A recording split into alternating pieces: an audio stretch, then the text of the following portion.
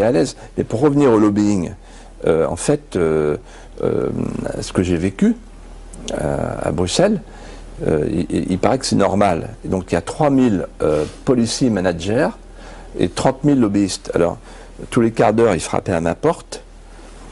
Et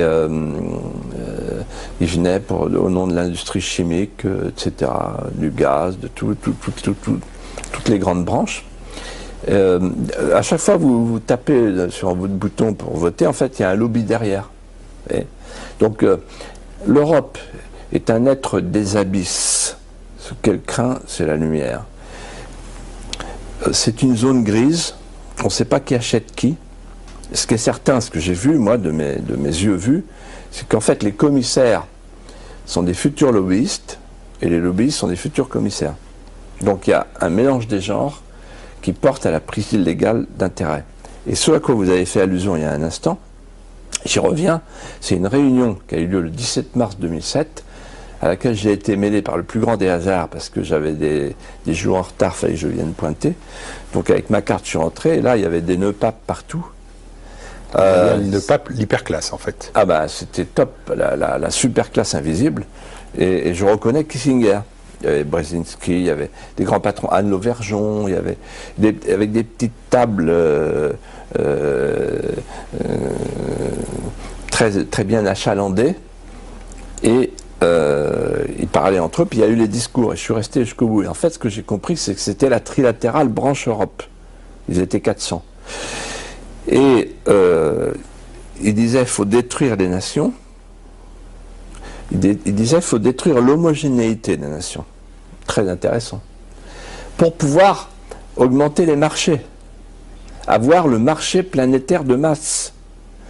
Et c'est eux qui ont inventé le mot gouvernance mondiale. Ils parlaient du réchauffement climatique.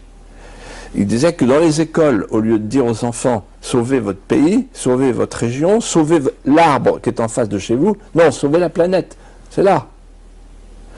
Et il parlait de la nécessité de réunir dans le même combat les deux libéralismes, le libéralisme économique, en faisant sauter les frontières, et le libéralisme sociétal. Ils ont le droit de discuter entre eux, ce sont des chefs d'entreprise, ou discuter aussi avec des chefs d'entreprise, ils l'ont fait au Parlement européen, et pas forcément un complot. Absolument, c'est pas forcément un complot, ils n'ont pas besoin de comploter, ils ont le pouvoir. Ce que m'a dit un jour François Fillon, je lui ai dit, mais pourquoi tu vas au groupe Bilderberg? Parce qu'il est rentré, il a été agréé par le groupe Bilderberg, de même que son ami Alain Juppé l'année d'après. C'est quoi? Dans l'évangile, on dit, faut pas mettre la lumière sous le boisseau. Ça vaut pour la franc-maçonnerie aussi. Pourquoi ils se cachent, ces gens-là? Pourquoi ils se cachent? Il vous a répondu quoi? Et il m'a répondu, incroyable la réponse, il m'a dit, que veux-tu, c'est eux qui nous gouvernent. Voilà. Donc en fait, le groupe Bilderberg, la trilatérale, ça existe. Alors, la différence entre moi et beaucoup d'autres, c'est beaucoup de gens disent, ah, c'est le complot, la conspiration mondiale. Non, mais non, ils ont le pouvoir. Ils ont le pouvoir. Et là, il parlait de quoi? Donc, c'est pas une conversation, là. Il disait, voilà les objectifs. Et parmi les objectifs, ce jour-là, en 2007, il y avait le fameux traité transatlantique. Et ce traité transatlantique qui se prépare, c'est un traité qui va installer un tribunal arbitral privé permettant aux entreprises multinationales, nationales, de traîner les États, de faire condamner les puissances publiques. C'est un traité dans lequel, par exemple, les appellations contrôlées, les appellations protégées disparaîtront. Et on nous imposera le poulet, le javel, etc.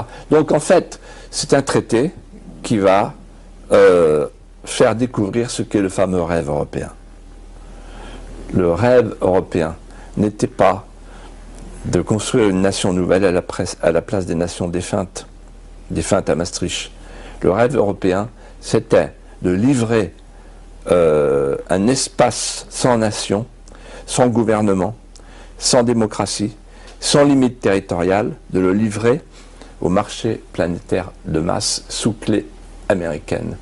Et quand on disait ça, nous les conscrits de Maastricht, des gens comme Séguin, Pasqua, Chevènement et Le Pen, on nous disait vous êtes des menteurs, vous exagérez. En fait, on était En deçà. C'est en dessous de la réalité. En deçà.